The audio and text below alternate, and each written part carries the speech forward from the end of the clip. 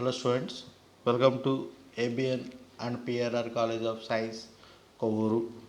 So, semester 2, first BCom General, paper Banking Theory and Practice. Paper Banking Theory and Practice. So, unit 1 complete అయిపోయిందండి. So unit 2 వచ్చేటికి banking systems. Unit 2 topic పేరు ఏంటంటే chapter పేరు banking systems. So ఈ యొక్క banking system కోసం అంటే ఏంటి, బ్యాంకింగ్ పద్ధతులు అంటే ఏంటి అన్నది మనం ఈరోజు క్లాస్లో మనం తెలుసుకుందామండి. So different the countries adapt to the different banking systems.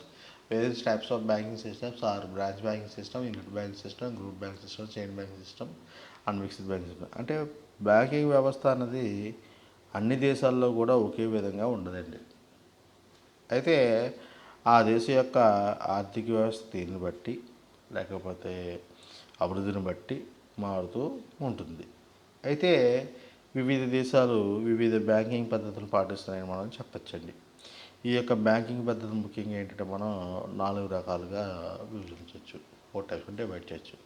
First one is branch banking system, second one is unit banking system, third one is group banking system, fourth one is chain banking system. ఇలాగా 4 types మనం divide చేయొచ్చు.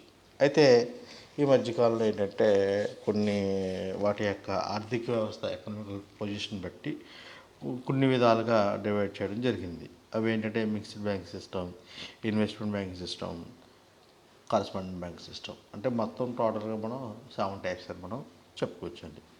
So మొట్టమొదటిగా మనం branch banking system కోసం చెప్పుకుందామండి.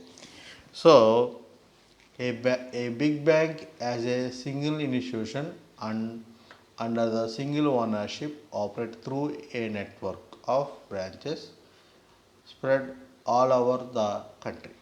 అంటే మొత్తం దేశం మీద ఒకే డైరెక్టర్ బోర్డు ఉండి ఒకే సమూహానికి చెంది వాటాదారులు కలిగి న్యాయాత్మక వ్యక్తిత్వంతో దేశమంతటా బ్రాంచ్లు విస్తరింపజేసే బ్యాంకింగ్ కార్యక్రమం కొనసాగించడాన్నే బ్రాంచ్ బ్యాంకింగ్ సిస్టమ్ అంటారు కూడా చెప్పచ్చండి.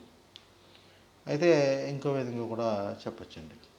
ఎలా అంటే కేంద్రీకృతమైన ప్రధాన కార్యాలయం ఆధారంగా బ్రాంచులను విస్తరించిన బ్యాంకింగ్ వ్యవస్థనే బ్రాంచ్ బ్యాంకింగ్ వ్యవస్థ లేదా శాఖ బ్యాంకింగ్ వ్యవస్థ అంటారండి.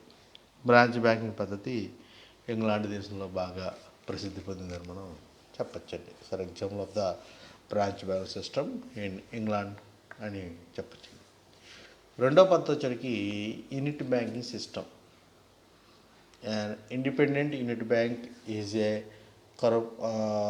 Corporation that operate one office and that is not related to other banks through other ownership or control. Unit bank system organized in the USA. అంటే ఈ యొక్క ఒకే కార్యాలయంలో ఒకే స్థలంలో ఇతర బ్యాంకులతో సంబంధం లేకుండా మొత్తం నిర్వహణ మరియు నియంత్రణ ఒకే కార్పొరేషన్ ఆధీనంలో ఉండి వ్యాపార వ్యవహారాలు నిర్వహించే బ్యాంకులను యూనిట్ బ్యాంకింగ్ అంటారండి. ఇక్కడ ఈ బ్యాంకింగ్ పద్ధతి అమెరికా సంయుక్త రాష్ట్రాల్లో బాగా ప్రాచుర్యం పొందిందని మనం చెప్పచ్చండి. తర్వాత వచ్చరికి గ్రూప్ బ్యాంకింగ్ సిస్టమ్. దీని తీరులో సామూహిక బ్యాంకింగ్ అని అంటారండి.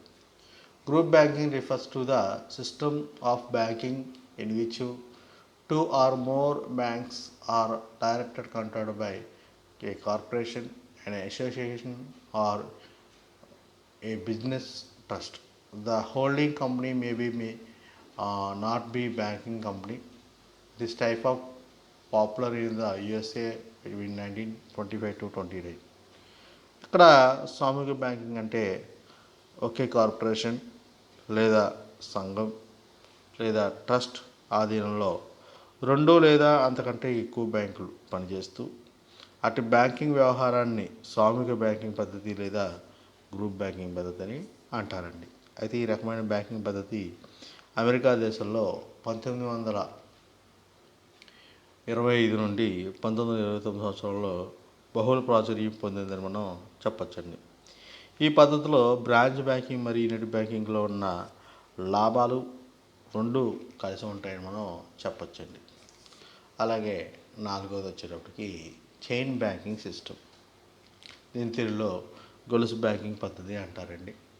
So chain banking is another from the group of banking.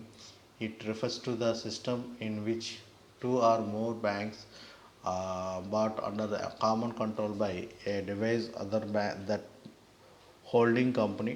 This type of banking system developed in USA towards in the middle of 19th century and remained population till great decision of 1969. So ఇది సామూహిక banking మరియు రూపం చెప్పొచ్చండి. కేంద్ర కార్యాలయం నాటి holding company ద్వారా కాకుండా వేర్వేరు పద్ధతుల్లో రెండు లేదా అంతకంటే ఎక్కువ బ్యాంకులు ఒకే సూత్రంపై పనిచేస్తూ దానిని గొలుసు బ్యాంకింగ్ పద్ధతి అంటారండి.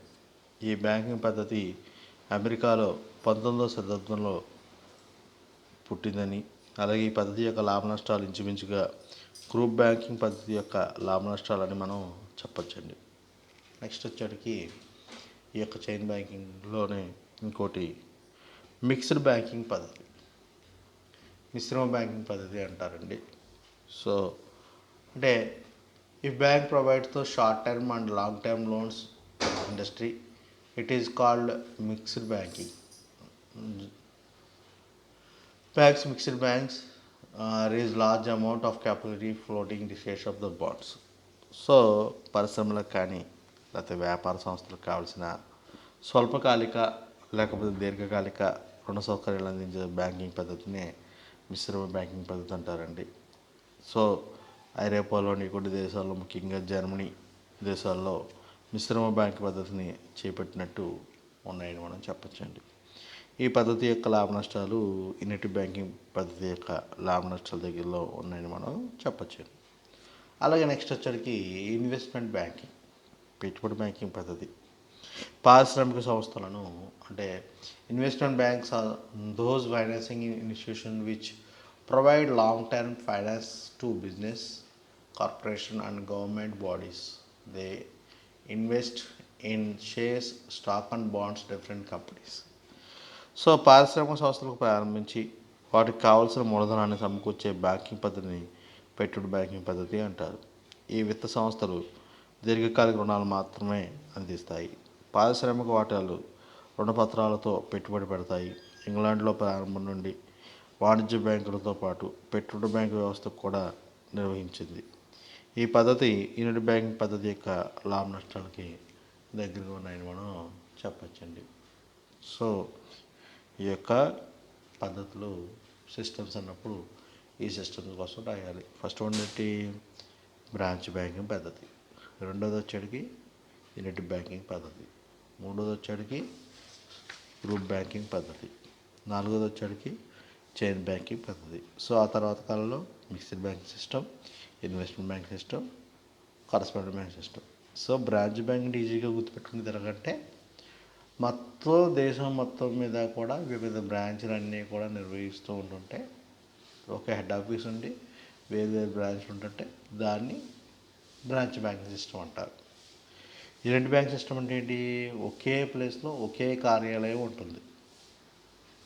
ఓకేనా? దానికి బ్రాంచ్లు అంటే ఏముండవు, దాన్ని యూనిట్ బ్యాంక్ సిస్టమ్ అంటారు. గ్రూప్ బ్యాంకింగ్ అంటే ఏంటి? ఇది ఒకే కార్పొరేషన్ కింద కానీ లేకపోతే ఒకే సంఘం కింద కానీ ఒకే ట్రస్ట్ ఆధారంలో కానీ రెండు లేదా అంతకంటే ఎక్కువ బ్యాంకులు పనిచేస్తుంటే దాన్ని సామూహిక బ్యాంకింగ్, గ్రూప్ బ్యాంకింగ్ అంటారు. అదే చైన్ బ్యాంకింగ్ అంటే ఏంటి? Even chain banking is another from group banking if you refers to the system which you are more on banks brought under the common control by device other than holding company. Okay company కింద ఒకే సామూహిక banking మరొక రూపం చెప్పచ్చు. కేంద్ర కార్యాలయం లాంటి holding company ద్వారా కాకుండా వేరు వేరు పద్ధతిలో రెండు లేదా అంతకంటే ఎక్కువ బ్యాంకులు ఒకే సూత్రంపై ఒకే ప్రిన్సిపల్పై పనిచేస్తుంటే దాన్ని గొలుసు బ్యాంకింగ్ అంటారు. మిక్స్డ్ బ్యాంకింగ్ అంటే ఏంటి? లాంగ్ టర్మ్ లోన్స్ కానీ షార్ట్ టర్మ్ లోన్స్ కానీ ఇస్తూ ఉంటుంటే దాన్ని మిక్స్డ్ బ్యాంక్ సిస్టమ్ అంటారు. ఇన్వెస్ట్మెంట్ బ్యాంకింగ్ అంటే ఏంటి? కేవలం వీళ్ళు పెట్టుబడులకి ఇస్తూ ఉంటుంటే పెట్టుబడులు పెట్టుంటే దాన్ని ఇన్వెస్ట్మెంట్ బ్యాంకింగ్ అంటారు. కరస్పాండింగ్ బ్యాంకింగ్ అంటే ఏంటి? Under this corresponding bank system banks are linked together through deposits by smaller banks to some their cash reserves which a bigger banks here bigger banks which you deposit made to call a correspondent bank.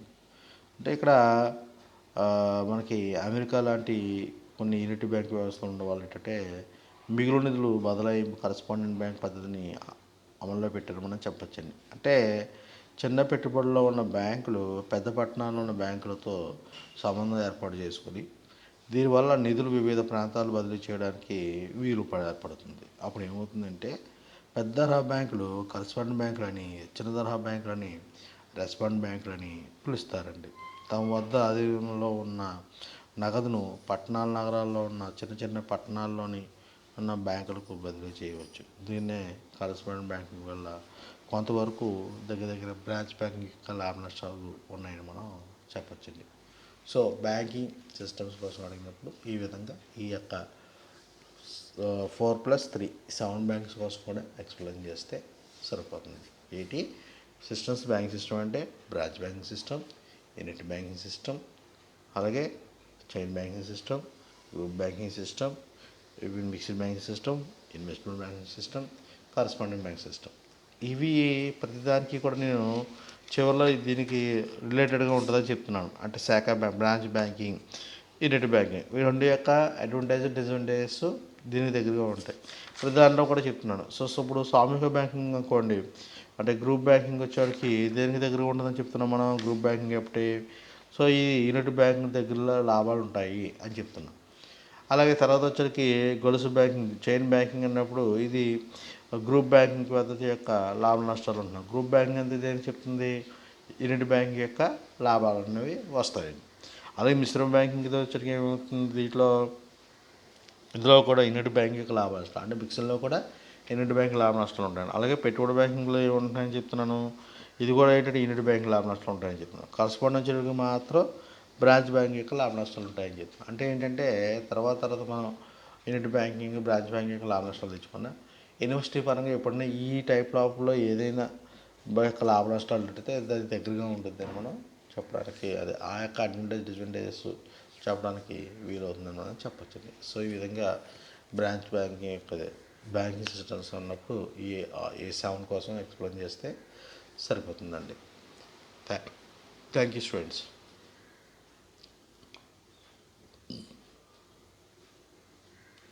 Thank you, students.